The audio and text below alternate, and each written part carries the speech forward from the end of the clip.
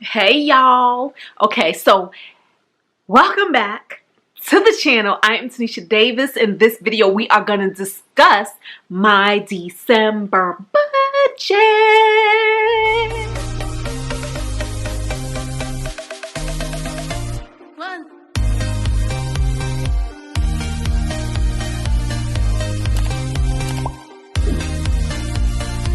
And I don't feel like setting up lights. So we going with the lamp that's way over there and no lights that's right here.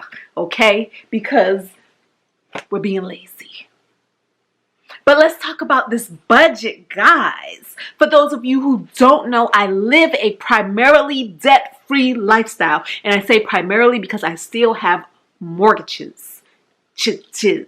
Mortgages, more than one. Ugh. So I guess I'm consumer debt-free.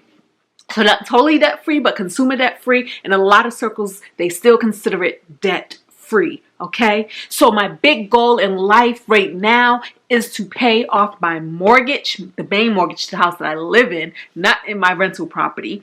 But that is what I'm focused on.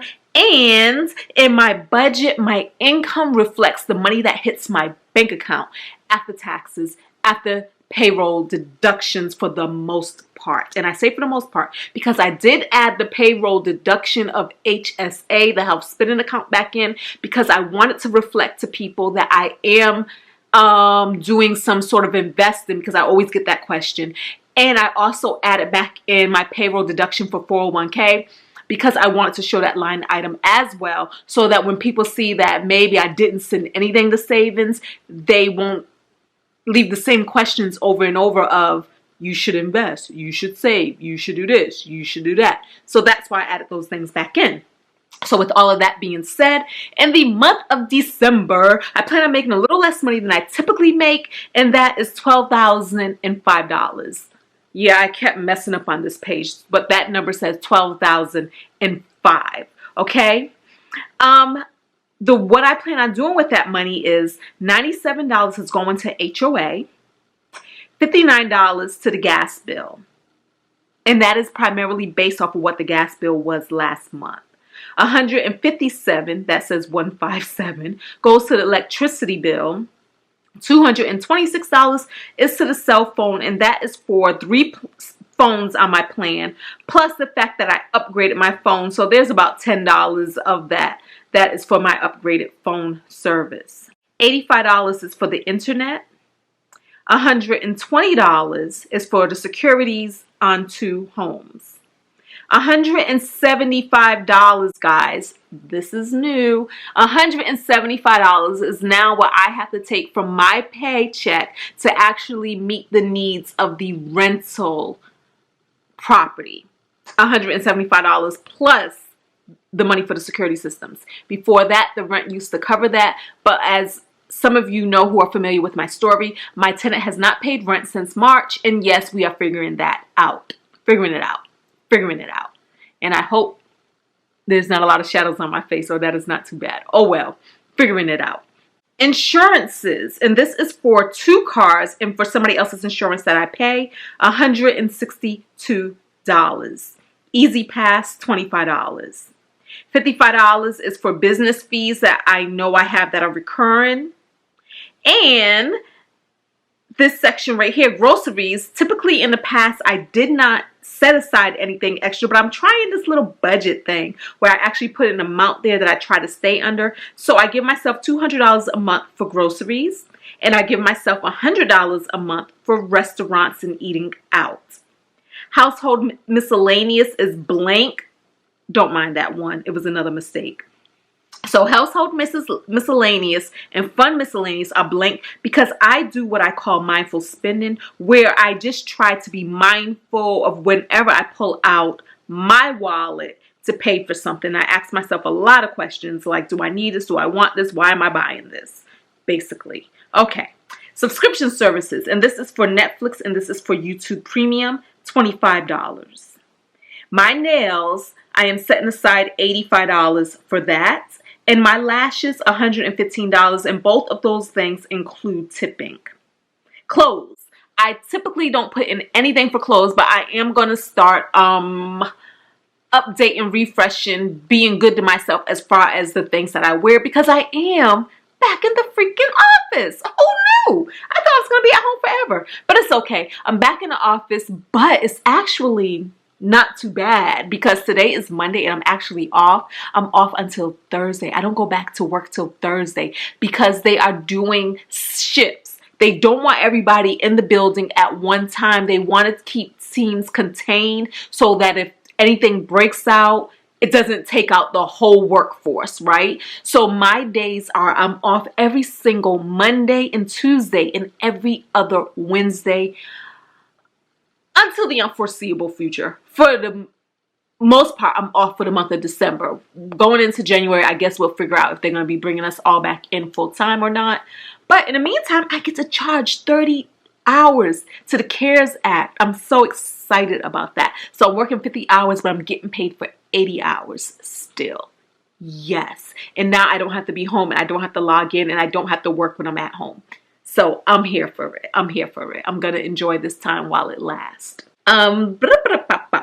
Oh, and so we were talking about clothes, right? Yeah. So because of that, I'm giving myself $400 for clothing for this month. I don't think I'll spend it all, but I might. We'll see. We'll see. I might make myself spend it all because I typically don't really spend a lot of money when it comes to just, you know, being about that life. So yeah. Anyways, 401k, 1,500 goes to 401k. This being the month of December means I will have maxed out my 401k with $19,500. Exciting. And then HSA, health spending account, is $154. Guys, here's another thing. Oh, snap. Okay, I gotta do my open enrollment is now, and I need to do that because what I also plan on doing, I may go ahead and start maxing out my HSA right now. I gotta figure out what that is. I gotta figure out what that is because my company actually contributes, I think, $3,000 or $2,500. They contribute a certain amount to my HSA every year. And so I want to contribute the rest to max it out because the HSA actually rolls over every single year for life. So you don't have to use it all. And it can actually go and subsidize a retirement plan. Okay. So I might do that. And the other thing is this, the other day, guys, oh my gosh, this past weekend, the weekend before Thanksgiving, I had a toothache. My tooth was aching. And I have been going to my old dentist, which is not covered under my insurance. So I would get my cleanings and I would just pay for that out of my pocket. And my old dentist was like, you had a filling that came out of one of these teeth right here. Filling. But it doesn't seem like it's bothering you. So it doesn't seem like all that deep. Like we good. Because basically I wasn't going to pay that dentist to do any major dental work that wasn't covered under my insurance. And I kept putting off finding a new dentist, right? So this toothache hits me and I'm sitting there like, okay, it must be the filling because at this point it was like on and off. But when it was on, I couldn't tell where it was coming from. It felt like this whole side of my mouth, like every tooth was aching. So I didn't know where it was coming from. So I assumed it was the tooth with the filling. So I went to a dentist because I was forced to find a dentist. So finally went to a dentist covered under my insurance.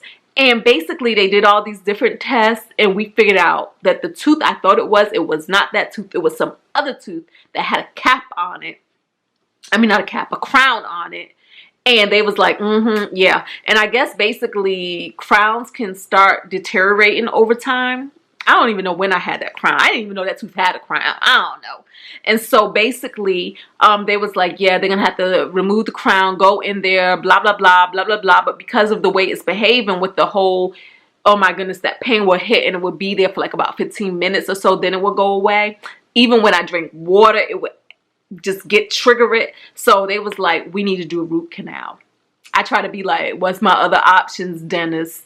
And basically we went ahead and we did a root canal. And it turned out to be the right thing because as soon as they did that root canal, pain was done, pain was gone, and I was good. Like even after the root canal, they was like, take Motrin, take whatever, blah, blah, blah. But I never even had any more pain. Like nothing was hurting after they did that. I was able to eat that day and everything. So, I say all of that to say the portion that I had to pay out of my pocket was like about $780. $780. Good thing I have money in my HSA. Well, not good thing. I mean, I guess I would have paid for it from my savings, but it was good having money for my HSA to cover that. And that is one of the reasons why I'm going to go ahead and up my HSA, because the bottom line is when these things happen, a lot of things are unexpected. Like, we can plan for some things, but for medical and dental emergencies, you really can't plan for that. So I'd rather have the money up in that account. So yeah, I plan on upping that. Long story, right? Yeah. Okay, but in the meantime, I send $154 a month to my HSA for this year, and I'm going to change that as we discussed. Okay. Savings. I am only sending $80 to my savings this month, and basically I am fully funded. My emergency savings is fully funded for 9 months. Might even be more by now. I don't know who's counting. Oh, it might be less actually. I just paid a huge tax bill, but I don't care. I'm sending $80 to that. And then my mortgage is $2,582. And then I'm sending an extra $520 to my mortgage. The reason why I'm sending an extra $520 is because I have refinanced my house back in March. And that was the difference. Like, my mortgage went down by $520. And so under the terms of my agreement that I made with myself, I always send at least that extra money that I'm saving on my mortgage to the mortgage. So that's why that's happening. The reason why we're doing all this bare bone minimum stuff, as far as me only sending $80 to savings and me only sending an extra $520 to mortgage, is because December is the month of Christmas. Some of you had asked me, how do I budget for Christmas? The answer is, I don't. In the month of December, luckily for me, because I am consumer debt free and because I do make a fairly above average income, I am able to pay for Christmas out of the money that I make in the month of Christmas. So when we look at all of these bills, to include $400 on clothes, we see that I have $5,083 left over. So from that $5,083, I will be doing Christmas shopping. And I do not plan to spend $5,000 shopping for Christmas. I'm over it. I'm just so, no. Hey, that's a good comment. How much do you guys typically spend on Christmas for gifts? Leave a comment below. So with that $5,083, I also have to buy whatever the house needs. I also have to buy whatever my fun needs, which I plan on doing some fun things around Christmas. So yeah, so that's what that is. But basically what I know is I have $5,000 and I'm gonna make that work between all of the things I want to do as far as well as all of the gifts that I want to give. So yeah, so even you typically see that I have a giving line item. All of that is rolled into Christmas. This is December. So if I give you anything, Merry Christmas, boo. Merry Christmas. Merry Christmas. So that is it. That is what I plan on doing for the fun month of December. So happy this budget is here and together. This is my blueprint. And until the next video, guys, don't forget to thumbs up. Don't forget to subscribe if you're not a member of the Fab, Fun, and Budget family. And talk to me in the comments, especially. I'm curious to know, what do you typically spend on gifts for the month, for the holidays? Okay, y'all, that is all. Until the next video.